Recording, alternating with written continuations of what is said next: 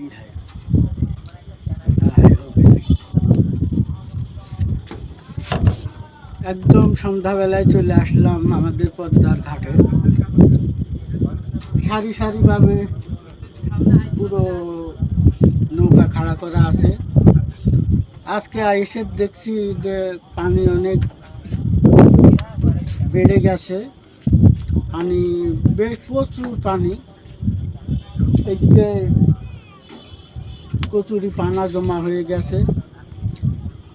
হয়তো আজকে যেরকম দেখলাম কালকে আসার পরে দেখবো যে আরও বেশি। এখন পানি বাড়তেই থাকবে নদীতে। নদীর আসলে নদীর সৌন্দর্য পানি। নদীতে যত পানি থাকবে নদীর রূপ যৌবন ফিরে আসবে, তত সুন্দর লাগবে, তত ভালো লাগবে। তো আমরা প্রায় আসি এই নদীর ঘাটে। একটু এইদিকে ঝিরঝির করে বাতাস আসছে, এখানে বসলেই ভালো লাগে। সেই ভালো লাগার টানে আমরা এখানে আসি। আপনারাও আসবেন, এখানে এসে ঘুরে যাবেন, খুব ভালো লাগবে। এই নদীর ঘাটের পাশেই আমাদের সলেমান শাহ দরবার শরীফ।